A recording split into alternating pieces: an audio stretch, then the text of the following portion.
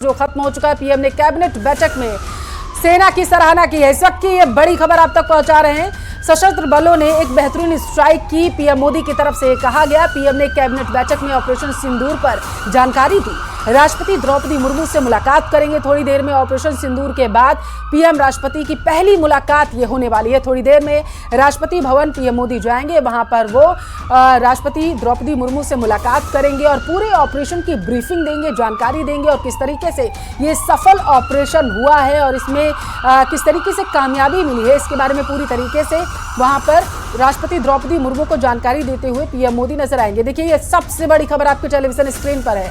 PM Modi ने सेना की सराहना की है। जिस तरीके से उन्होंने अदम्य साहस का परिचय दिया, इसकी पीएम की तरफ से सराहना की गई। उन्होंने कहा कि बेहतरीन स्ट्राइक ये थी, सशस्त्र बलों ने बेहतरीन कार्य किया है और बैठक में ऑपरेशन सिंदूर पर जानकारी भी दी है, पीएम मोदी की तरफ से दी गई है। तो ये बड़ी खबर आपके टेलीविजन स्क्रीन पर है। दरअसल पहलगाम में हुए आतंकी हमले का बदला ले लिया गया है और तमाम मेहमान हमारे साथ जुड़े हुए हैं। ब्रिगेडियर जीवन राजपुरोहित जी हमारे साथ हैं, डिफेंस एक्सपर्ट हैं, और कर्नल देवानंद गुर्जर जी हैं, डिफेंस एक्सपर्ट हैं। बहुत स्वागत है आप दोनों मेहमान को। ब्रेक पर जाने से पहले हम चर्चा कर रहे थे और राजपुरोहित जी आप बता रहे थे कि किस तरीके से तुर्की की बात करें और चीन की बात करें तो वो फिलहाल के लिए सपोर्ट में होती नजर नहीं आएंगी, क्योंकि अमेरिका से चीन का पहले ही मनमुटाव चल रहा है टैरिफ को लेकर के।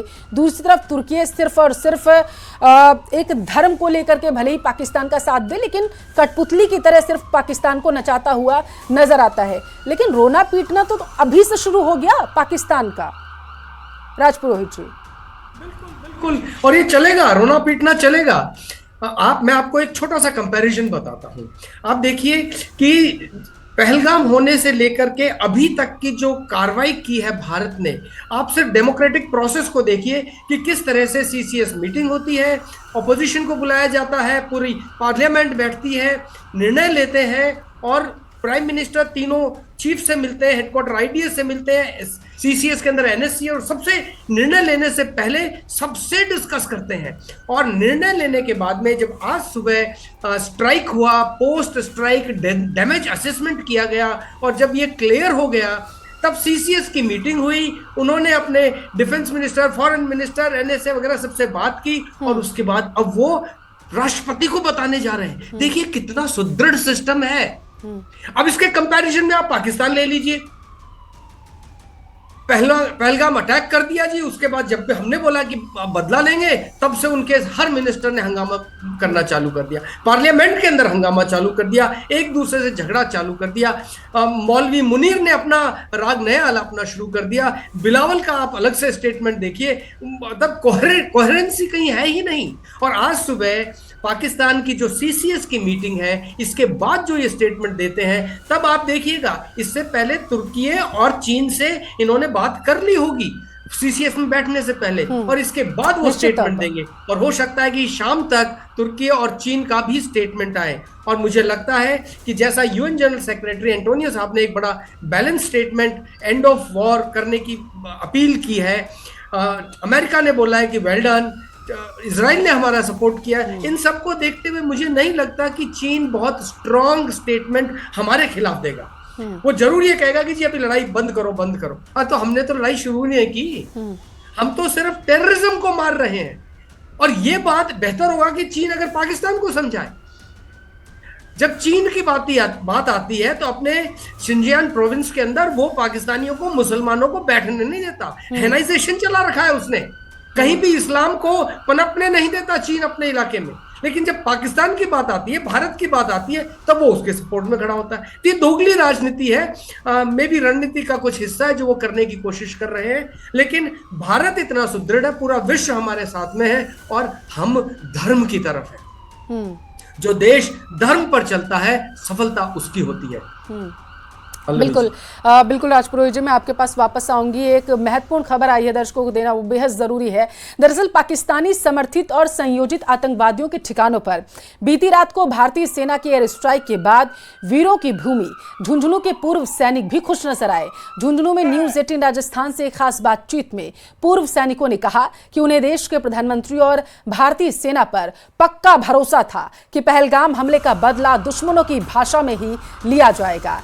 हमारे संवाददाता वहां पर मौजूद हैं, सीधे उन्हीं का रुख करेंगे, जानकारी लेने की कोशिश करेंगे कि क्या वहां पर माहौल देख पा रहे हैं। श्री कृष्ण, सीधा आपका रुख करते हुए जरा बातचीत करिएगा, कैसा माहौल है, जानकारी पहुंचाइए।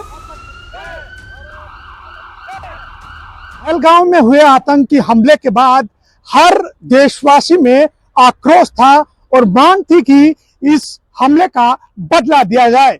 देर रात को भारतीय सेना द्वारा ऑपरेशन सिंदूर को अंजाम दिया गया और 7 शहरों के 9 आतंकी ठिकानों पर एयर स्ट्राइक कर 100 से अधिक आतंकियों को मौत के घाट उतार दिया गया। मेरे साथ झुंझुनू में पूर्व सैनिक मौजूद हैं, उनसे बात करते हैं कि ऑपरेशन सिंदूर को लेकर उनकी क्या कुछ प्रतिक्रियाएं हैं और उन्होंने क्या उम्मीद की थी पीएम मोदी से। जय हिंद। ऑपरेशन सिंदूर के तहत थल सेना, जल सेना, वायुसेना द्वारा जो एयर स्ट्राइक किया गया और माननीय मोदी जी के नेतृत्व में सभी सैनिकों का और यहाँ के नागरिकों का जो मनोबल है वो बहुत ऊंचा है। ऑपरेशन सिंदूर के तहत ये ऑपरेशन होना बहुत ही जरूरी था। पूर्व सैनिक हम लोगों ने हुंकार भरी थी कि हम इस देश के साथ अभी भी तैयार हैं, अभी भी बॉर्डर पे जाने के लिए तैयार हैं। हमारे पूर्व सैनिक आज सुबह भी नारे लगाए थे हम लोगों ने कि देश हमारा जिंदा रहे, देश हमारा आजाद रहे। 9 ठिकानों पर जो एयर स्ट्राइक किया गया और 100 की संख्या में आतंकवादी मारे गए, इसका बदला हिंदुस्तान ने बहुत ही सोची समझी और रात के अंधेरे में बदला लिया। इसके लिए हमारी सेना का, हमारे जनरलों का, हमारे प्रधानमंत्री का, हमारे एनएसए का बहुत बहुत आभार। जय हिंद। ये नया भारत है, मोदी जी का भारत है। जो पहलगांव के अंदर 28 निहत्थों की हत्या, हिंदुस्तानियों की हत्या की थी, उसका बदला भारत की हर जनता चाहती थी, हर जन चाहता था, हर पूर्व सैनिक चाहता था कि उसका बदला लिया जाए। और नए भारत में मोदी जी की सरकार के अंदर हमें गर्व है, हमें पता था कि मोदी जी जरूर उसका बदला लेंगे। रात्रि को 12 बजे मोदी जी ने एक स्ट्राइक करके और जो काम किया है, ये सराहनीय काम है। और नए भारत के अंदर मोदी जी किसी को छोड़ता नहीं। मैं धन्यवाद देना चाहता हूँ प्रधानमंत्री जी को, हमारे रक्षा मंत्री जी को, हमारे तीनों जनरलों को, एयरफोर्स, नेवी और थल सेना अध्यक्ष को। ये सबसे बड़ा लोकतंत्र है दुनिया के अंदर और इसके अंदर हम शांति चाहते हैं, लेकिन यदि अगला हमें आंख दिखाए तो नया भारत के अंदर मोदी जी किसी को छोड़ता नहीं। ये लड़ाई लंबी चलेगी, जब तक पूरे पाकिस्तान को निस्ताबूद नहीं कर देंगे तब तक ये लड़ाई चलती रहेगी।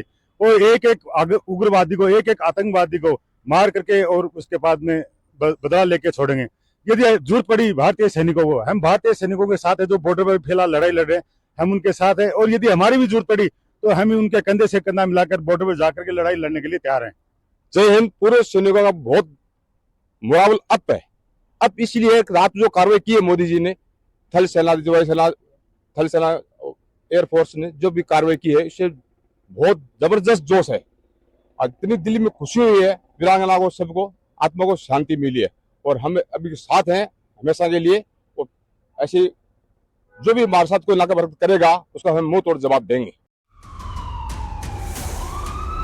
की बड़ी खबर इसी बीच आ रही है। यूएस ने एडवाइजरी जारी की है अपने नागरिकों के लिए। एडवाइजरी जो है यूएस ने जारी की है, फिलहाल पाकिस्तान की यात्रा ना करें, ये यूएस की तरफ से कहा गया है। दरअसल जो उनके नागरिक हैं उनकी तरफ से पाकिस्तान ना जाएं, ये कहा गया है। अपने नागरिकों के लिए यूएस ने ये एडवाइजरी जारी कर दी है कि फिलहाल के लिए, कुछ समय के लिए, मतलब आगामी आदेश तक के लिए, जब तक यूएस की तरफ से आगे की कोई एडवाइजरी जारी नहीं की जाती है, जब तक कोई निर्देश नहीं दिया जाता है, फिलहाल के लिए, तब तक के लिए पाकिस्तान की यात्रा ना करें। तो ये सबसे बड़ी खबर आपके टेलीविजन स्क्रीन पर है। यूएस की तरफ से अपने नागरिकों की सुरक्षा के लिहाज से यह बयान सामने आया। यूएस ने एडवाइजरी जारी की है और अपने नागरिकों से ये गुजारिश की है, अपील की है कि किसी भी सूरत हाल में वो पाकिस्तान की यात्रा करने से बचे, पाकिस्तान की यात्रा ना करें। यूएस ने कहा है एडवाइजरी जारी करते हुए अपने नागरिकों से। तो ऑपरेशन सिंदूर में ये बड़ी खबर निकलकर सामने आ पा रही। यूएस ने एडवाइजरी जारी करते हुए अपने नागरिकों के लिए कहा है कि वो फिलहाल के लिए पाकिस्तान का रुख ना करें, पाकिस्तान कतई ना जाएं, वहाँ की यात्रा ना करें, किसी भी हालत में वहाँ का रुख ना करें। अपने नागरिकों के लिए यूएस ने ये एडवाइजरी जारी करते हुए अपील की है। तो देखिए तस्वीरें भी आपको दिखा रहे हैं। मसूद अजहर का पूरा परिवार जो है वो तबाह हो चुका है। 14 लोग थे, 14 के 14 लोग पूरी तरीके से निस्तानाबूद हो चुके हैं, मारे जा चुके हैं। और हमारे साथ मेहमान जुड़े हुए हैं, अब सीधा उन्हीं का रुख करेंगे। हमारे साथ बीजेपी से सुरेश गर्ग जी हैं और ब्रिगेडियर जीवन राज पुरोहित जी हैं, और हमारे साथ पंकज जी भी हैं। पंकज जी हमारे साथ जुड़ चुके हैं। सबसे पहले सुरेश जी, आपका मैं रुख करना चाहूंगी।